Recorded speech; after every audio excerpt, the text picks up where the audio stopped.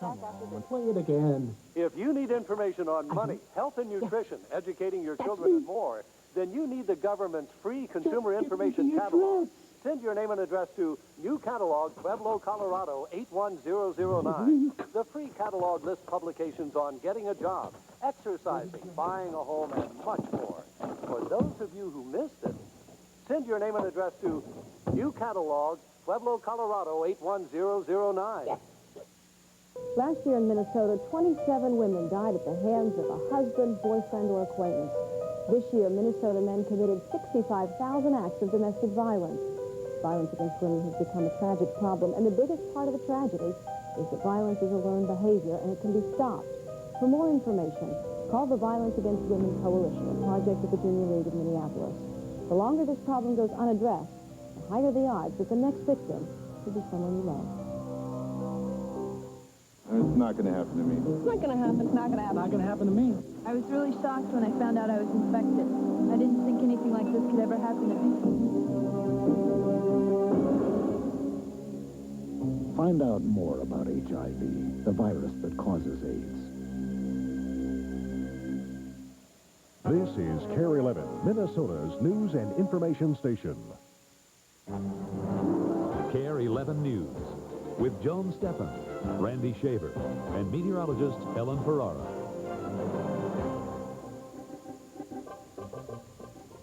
Good evening, everybody. Tonight we begin the first of two stories looking at two of the most violent crimes in Minnesota, crimes that have never been solved. Both crimes are 12 years old, both violent attacks against women. Prosecutors maintain there was never sufficient evidence to charge anyone. But KARE-11 News has learned there may be more than enough evidence to prosecute and convict the chief and only suspect in both those crimes. KARE-11's Rick Capcella joins us now with details. Well, Joan and Randy, there may be many people watching tonight who remember the sound of the man many people called the Weepy-voiced killer. After his crimes, he would call police in a wild, psychotic state, leading them to his latest victim. Those calls were used to convict him of half the crimes he was believed to have committed here. But what about the other half? He was convicted of every crime he was suspected in Minneapolis, but none in St. Paul. We're talking about murder and attempted murder. One note of caution. The pictures you're about to see include graphic crime scene photos. If this will offend you, I suggest you not watch. What's the address? I don't know. Who are you? It's been more than a decade since these pictures were taken, a time of sheer terror in the Twin Cities, when women were murdered, randomly picked from the streets. 110. 110. Your status, please. There were 2 murders and 2 attempts over 2 years in these towns. Behind the Malmberg Manufacturing, there's supposed to be a girl down by the tracks. To the degree you can qualify murder, this is about as gruesome as it gets. The supervisor up here suggests you use caution. January 1st, 1981, Karen Potak leaves a St. Paul New Year's Eve party and is beaten into unconsciousness. Her skull is crushed. Her chest is scarred. She will never fully recover from the attack. An odd call to police leads them to her. Please send a squad to Pierce Butler Road, Malmberg Manufacturing Company, machine shop. Please, there's an ambulance too. There's a girl hurt there. Can you tell me what happened to her? Just hurry, she's laid on the ground in the back by the railroad tracks, by the edge. Hurry. What's the address? I don't know. Who are you? Hello? 6 months later, almost to the day, it's another victim. This one's dead. 18-year-old Kimberly Compton, plucked from St. Paul's bus depot, is stabbed 61 times with an ice pick. Her body is tossed off this dirt road, and the phone rings again. Oh, you goddamn, will you find me? I just stabbed somebody with an ice pick. I can't stop myself. I keep killing somebody. It's a year later in Minneapolis, and the Weepy-voiced killer appears to have struck again. Fire emergency. Please don't talk to him, listen. I'm sorry, I killed that girl. I stabbed her 40 times. Barbara Simmons, a 40-year-old mother of 5, is found beaten and stabbed 106 times. 16 times the screwdriver he used to kill her passes completely through her body. Kimberly Compton was the first one over St. Paul. I don't know what's the matter with me. I'm sick. Like Kim Compton and another victim to come, all women are wearing red. I'm gonna kill myself, I'm thinking. Where are you? If somebody dies with a red shirt on, it's me. I killed both of them. It would be just days before the fourth attack. This woman, like the first, survived. He was stabbing me after I was faking like I did like this, you know, and laid out there, and he just kept stabbing. A Twin Cities prostitute, her information would lead Minneapolis police to Paul Michael Stefani, a janitor with Ramsey County's detox center. In a series of trials, he is convicted of the attempted murder of Denise Williams and the murder of Barbara Simmons, both of Minneapolis. He's sent to prison, where he remains today. Nobody's heard from him since. Curiously, nobody's heard from police either, not in St. Paul, not regarding their share of these cases. The St. Paul crimes involving Kimberly Compton and Karen Potak have never been solved. 12 years later, the files are still considered open, the investigation ongoing. This is a picture of Kim when she was 3 years old. If she was here today, she'd be 29 years old. Sherry Swenson is Kim's aunt. They were raised together. So hard. And this one here is a picture of her the day she graduated at Pepin High School in May of 1981. That graduation picture is the one that gets you. Yeah. Why? Probably because her grandfather and I went through all the work to help her graduate. We paid for it. We were there. It was a happy day in her life. And a month later, she was gone. Kimberly Compton was on her way home to Wisconsin from the Twin Cities. Her bags were found at the bus depot. Her body was found here. 61 times she was stabbed. Yep. Supposedly with a knife pick. And strangled. And then the police department asked us if we wanted her clothes. The law don't care. I believe the law don't care. They push it back on the back wall and say, we ain't gonna solve this one. Might as well forget about it. And that's how I feel about it. I miss her. Sherry Swenson can never put this on the back wall. It's with her every day. She doubts justice will ever be certain. She's already seen justice lost in the case of Karen Potak. The violent attack against her will never be prosecuted. The statute of limitations is expired. Ramsey County prosecutors say there just wasn't the evidence. They did not know that Paul Stefani asked to apologize for the attack on Karen. It stated simply in Paul Stefani's criminal file, he told Minneapolis police he was the one who called 911 that night. He told them he could see inside her skull. Today, Paul Stefani sits in prison. Patiently, he waits for his release, now denying any knowledge of any crime. You're talking about 4 or 5 people. There's another reason why it was not me. I wouldn't want to go out and kill so many people.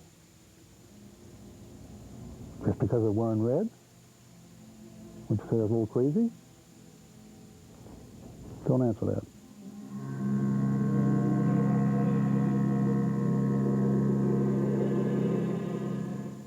Tomorrow night, we will introduce you to Paul Stefani and many damning pieces of evidence against him that Ramsey County authorities insist they never knew about.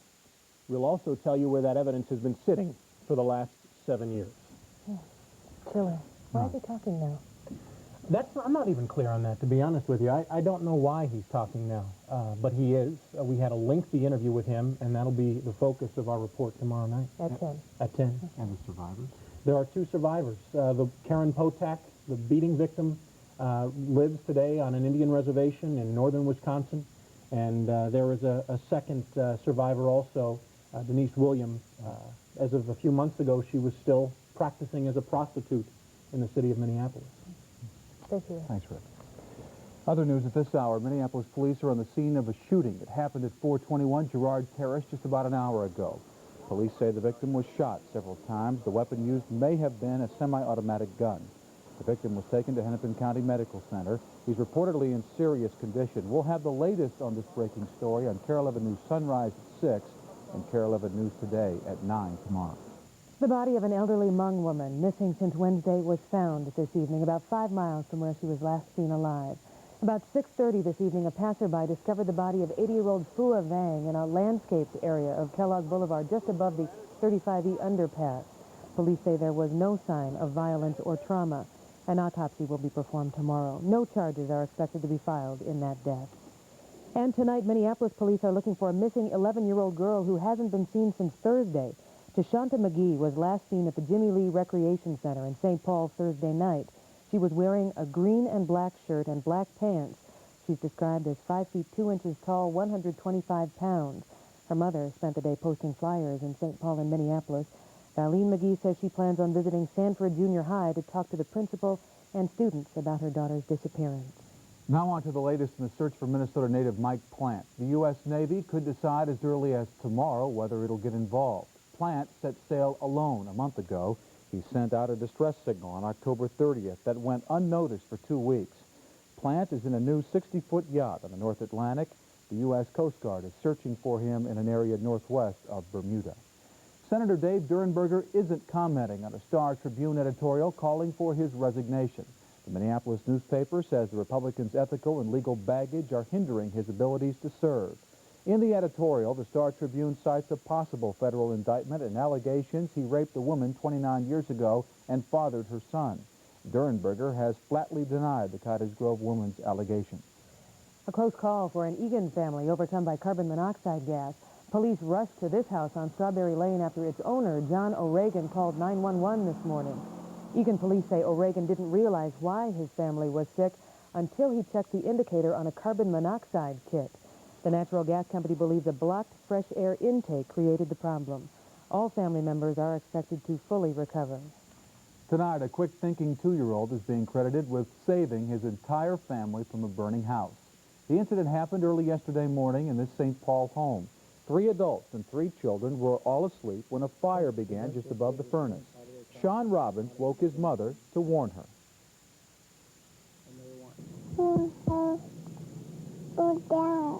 It burned down? Dad. What did you hear first? What woke you up?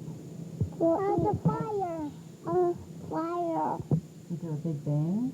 Dad. The bang. And you went up and got your mom? Sean's 19-year-old uncle suffered second-degree burns in the fire.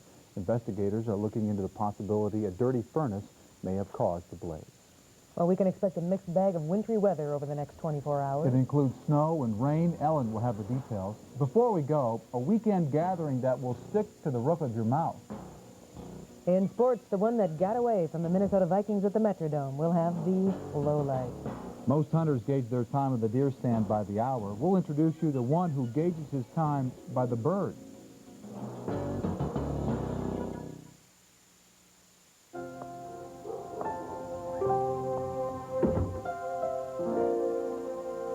Dear Mrs. Coleman, you don't know me, but I know you know my old red house at the end of the lane. Please forgive me for tracking you down, but I had to thank you. I'm not sure what inspired your kindness. Oh, it's a godsend.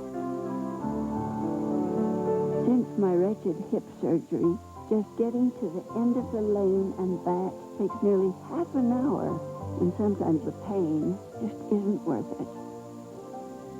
You brought me something much more important than newspapers. You brought me the understanding that it's the small, the simple things that really help people. If you're doing just a little, you're helping a lot. From the Church of Jesus Christ of Latter-day Saints.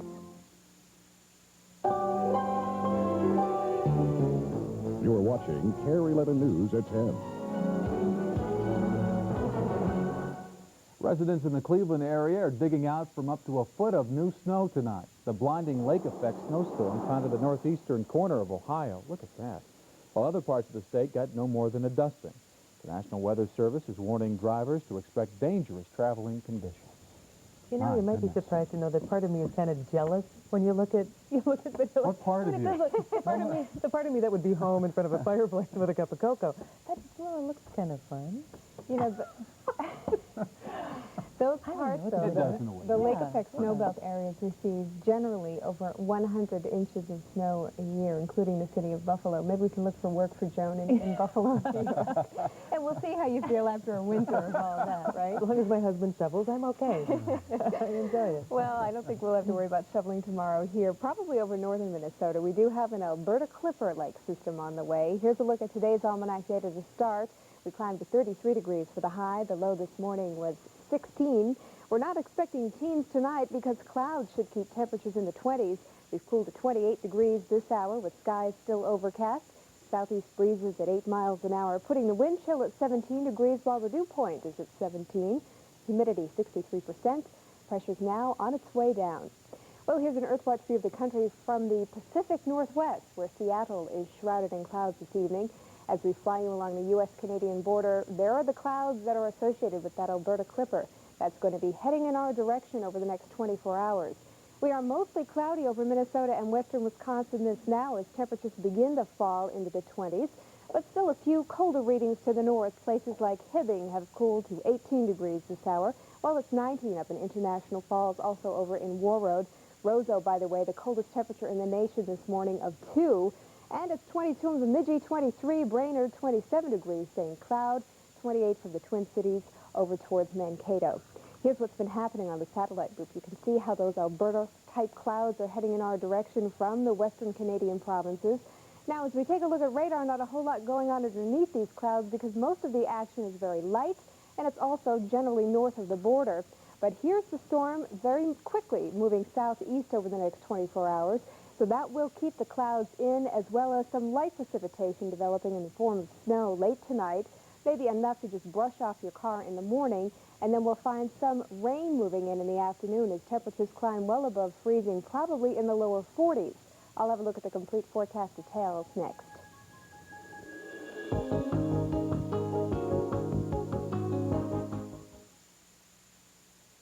Larry Jensen for ComfortRest adjustable beds. Aside from just plain comfort, adjustable beds offer significant help for those of us who suffer physical problems. To raise the head or feet, press a button. Turn a dial for a soothing massage. The beds come in all sizes. Use standard linen, so we carry 5 major brands. You can try one for yourself. ComfortRest adjustable beds, 5019 University Northeast. That's 5019 University, or call 572-8361. Nowadays, Comdate's computer dating service makes meeting that special person of the opposite sex easier than ever. With Comdates, you'll normally meet at least 2 new people each month. Join Comdates today and you can be dating new people next week. A 1-year membership is only $30. Find out how Comdate's computer dating service gets you together with the opposite sex. Comdates will be glad to send you a free, no-obligation brochure. Call 333-8088 now, or check your Minneapolis and St. Paul White pages for computer dating service. If you have traveling plans tomorrow across the eastern seaboard, it should be quiet. 34 degrees in Portland, Maine, 45 in the nation's capital, 63 tomorrow in Atlanta with some sun. Also, Denver seeing sun, a high of 61. Phoenix should make it up to 80 degrees, while it'll be 62 in San Francisco. Most of the clouds right here from Minnesota through the Great Lakes, Detroit up to 38. Here's your Twin Cities forecast overnight tonight, then. Mostly cloudy skies with that light snow developing. 21 to 26. Just a light dusting of snow is expected before we find some rain mixed in tomorrow. It's not going to be an all-day event, but rather light and off and on. 38 to 43 for the highs. Winds becoming east at 10 to 15. Most of the week looks kind of quiet with partly sunny skies and temperatures in the 30s. That's the way we like it, nice and quiet. At least we do, not Joan. I haven't figured out which part of her likes all that snow, but I will. I don't want to get to know that part. And then what are you going to do? I don't know. I'll figure it out later. Okay. It went down to the wire at the Metrodome today. Warren Moon took it on the chin and the back, just about everywhere else, but the Oilers still came out on top. And the Timberwolves were involved in a 4-player trade today. The details coming up in sports.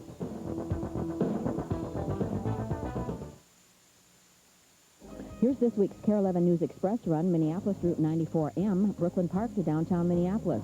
Leaves Brookdale Drive and Noble at 6:27 a.m., 57th Avenue North and Logan at 6:48. Arrives 8th Street and Marquette at 7:10 a.m. Join KARE-11 in the MTC for a free ride on the KARE-11 News Express.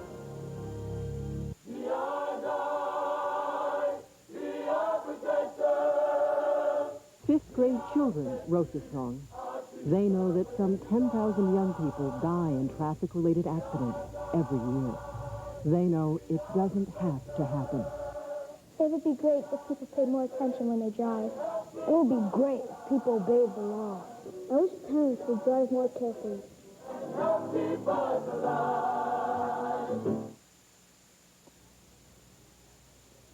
Most American businesses can comply with the Americans with Disabilities Act for much less than it would cost to produce this commercial.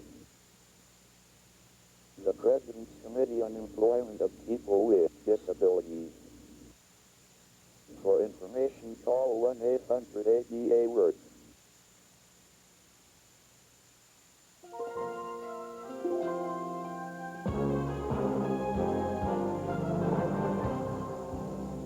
You know, Randy was talking earlier about some of the hits that Warren Moon took. I could feel those through the television. Those were... Well, I tell you, that one that Carlos Jenkins put on Warren Moon today was incredible. And, of course, he's unexpected. Oh, yeah. It wasn't even a blindside hit either. He just didn't see him coming. The one that he took 2 weeks ago from Rod Woodson, I mean, he's been beat up a lot in the last few weeks. The Houston Oilers had to win today. They knew that. In order for them to do that, Warren Moon would have to have a decent day. He was okay today. The final was 17-13, but Moon is now out 3 to 6 weeks. He's got a broken bone in the upper arm. Look at this hit by Carlos Jenkins. I'm telling you, Moon never even saw him coming. It's a fumble. Anthony Parker picks it up on the perfect bounce and goes 58 yards for the score. That made it 7-3 in the second quarter. Felix Wright will come up with the interception here against Moon. An amazing statistic. Felix has intercepted Warren Moon at least once for the last 8 years in a row, dating back to the CFL.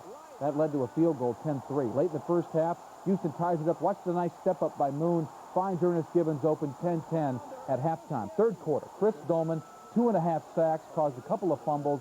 This fumble led to a Vikings field goal to make it 13-10. All of Houston's turnovers today led to points by the Vikings. Now, watch the hit. Moon scrambling out of pressure, 3rd and 4. Vency Glenn will pop him. Moon lowers his head here and gets it square in the back, and that's when he left the football game, and that's where he broke the bone. Out 3 to 6 weeks. Cody Carlson, the commander, leads into the end zone. Lorenzo White had a nice running game today, 26 yards in that final winning drive. The touchdown with less than a minute. The Vikings had desperation time here. They go for the Hail Mary. Carter comes down with it. Chris, I'm talking about, only 1 foot, however, in bounds. The final was 17-13 in favor of the Houston Oilers. It's a big win for them. And here's what Chris Carter had to say after the game. We just didn't click today. We just didn't have it. Me personally, I didn't play well either. You know, it depended on me to do a lot of things. I just didn't do it today. So some of the things are third down conversions. Some of the things are my fault. And I'll take responsibility for that. I think you can do is just start working. Monday, look at the film, put it behind you, just like the win. Come out and start working again. Reminded you can hear from Coach Green tonight at 11:05 on the Dennis Green Show. He'll be joined by our Jeff Passolt. That's at 11:05 tonight following Cheers. I'm convinced the NFC Central is the worst division in the National Football League. The Chicago Bears lost on the road at Tampa Bay. What a year for Mike Ditka. Touchdown run here by Reggie Cobb. He had over 100 yards rushing. I'm sorry, it's the touchdown pass to Ron Hall that we see here. And that's how they ended up winning. Mike Ditka almost got into it with a fan after the game. He went chasing after somebody. There was a lot of yelling back and forth, some obscenities. Ditka's clearly lost it, and so did the Bears today. 20-17 the final. They're now 4-6. In Milwaukee, what a big weekend for Packer fans and Badger fans. Brett Favre to Darrell Thompson against the Eagles today. That's a touchdown. The Eagles got a big game from Heath Sherman, their running back. 75-yard screen pass here, and the Eagles led 24-21, but Green Bay came back to win. How? Herschel Walker fumbled with under a minute to go, and they got the ball back with the game tied at 24, and then Chris Jackie kicked a field goal to win the game with no time left. The final was 27-24. Green Bay wins today. Here's the standings. 7-3, and then 4-6, 4-6, 4-6, and 2-8. North Stars lost tonight at Chicago, at the stadium against the Blackhawks. 2-1 the final. This after they won last night, or yesterday afternoon, I should say, 3-zip. Mike Modano gets the goal, 8th of the year, to make it 1-zip. Then the Blackhawks scored twice to win it. Chris Chelios broke a 1-1 tie with a blast from the point. Stars managed 16 shots. That's it. They lose tonight, 2-1, final. Here's the trade we've talking about. The Wolves get Brad Sellers, the former Timberwolf, and Lance Blanks, and a draft pick from the year 2000. We're going to take a look at the trade. Here it is now. And from Detroit, they get, that's what they get from Detroit, and Detroit gets Gerald Glass and Mark Randall. Confusing trade. I don't know what the Wolves end up getting out of that, but you figure it out. 35-year racing career of Richard Petty ended today in smoke and fire at the Hooters 500 in Atlanta. Richard Petty involved in a 6-car crash in lap 96, car on fire. After Bill Elliott won the event, the track belonged to Petty, who took a lap of honor. He ends 4 decades of racing today. The King, Richard Petty, retiring. Back to the NFL. You knew that the New Orleans Saints were going to blow this game against the 49ers. They still haven't proven they can win the big game. Today, San Francisco down 20-7 in the fourth quarter, comes back to win on Steve Young's to Brent Jones touchdown pass, and that made it 21-20 the final.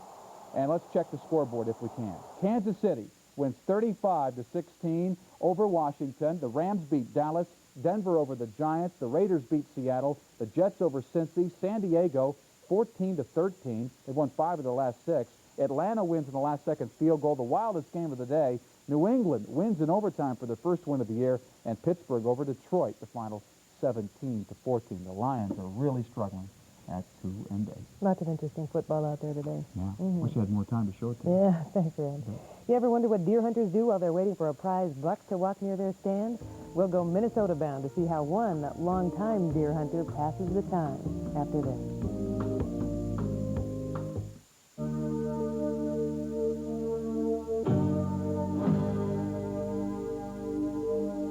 I'm from a town where things are as good as they come, and it's pictured in my mind just as clear as the midday sun. Now I'm out here in the darkness, and the rain is coming down. Never was like this in my hometown. My hometown is not like this, but that's all right with me. See, I'm out here for my hometown, 'cause freedom isn't free. In Minnesota bound tonight, a story of patience and ingenuity. When a person has been deer hunting for 50 years, they gain plenty of both. 50 years? I guess so. My goodness. They've had plenty of time to refine their deer stand, to add some comfort to it, to make the waiting go faster. KARE-11's Ken Speake and photojournalist Lane Mickelson found such a hunter near the Chippewa National Forest. But they wonder if, for this hunter, the game might have changed. The forest seems to know when a human enters, things quiet down. But a deer hunter sees signs. A scrape just hours old, a rub. Even after 50 years, John Thompson is excited by such signs. But as he settles into his deer stand 10 feet above the ground, John Thompson expects a long wait. Hold your horses. I'm getting it out as fast as I can. Getting it out, peanuts that John Thompson pours into a feeder. Suet pieces he plunks into another feeder. Black sunflower seeds he spreads atop a table. They'll be coming in soon now, as soon as this thing settles down a little bit. They is birds. John Thompson has been feeding birds up here for 4 years or so. Chickadees mostly. Chickadees and white-breasted nuthatches. Once in a while a gray jay. He says it makes the time fly. A few years ago, I had a lot of birds here at the stand. The deer walked in right out in the front out here, about 30 yards out. And I pulled up and got him in the scope, and all of a sudden the scope blanked out. And I looked, and there was a chickadee sitting on the barrel right in front of the sight. That gun barrel seems to be a favorite perch. The barrel and the cocking lever. As soon as it gets nice enough so I can do this sort of thing and have them feed out of my hand, then I've got my gloves off. And who knows, maybe there's a big buck standing back here watching all this. I don't know. John Thompson doesn't think his visitors distract him from the deer hunt, even though he figures he gets 300 visits an hour. But most hunters gauge their time in the stand by hours. Give John Thompson enough seed and suet, and he could probably stay forever. Ken Speake, KARE-11 News, Ithaca County. It'd drive me nuts having those birds flying all around my head like that. Well, John Thompson began hunting deer with his dad in the fall of 1942. He says his dad participated in the hunt until he was 80 years old.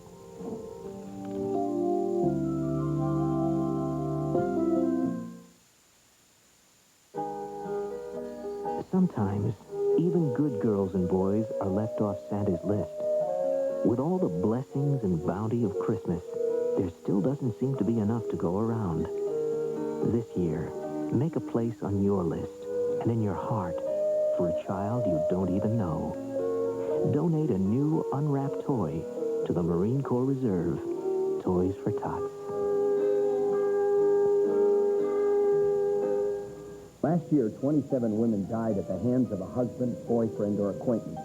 This year, Minnesota men committed 65,000 acts of domestic abuse. 27 dead, 65,000 assaults. That's what happened here in Minnesota last year alone. It's tragic, but it can be stopped. This violence is learned behavior. The Violence Against Women Coalition, a project of the Junior League of Minneapolis, needs your help to stop beatings and death. Step in and stop the violence. The victims of sexual violence need your help. Before we go tonight, if you're thinking about going to the kitchen for a late-night snack, this story will probably help you make that decision. Dozens of peanut butter lovers got together in Scottsdale, Arizona this weekend for a peanut butter fair. There was plenty of free food to sample. Some of the treats included peanut butter fudge sauce, chocolate peanut butter, ooh, that sounds good, and peanut butter filled pretzels. Admission to the jar, admission to the fair, 1 jar of peanut butter. Apparently that story stuck to the roof of my mouth.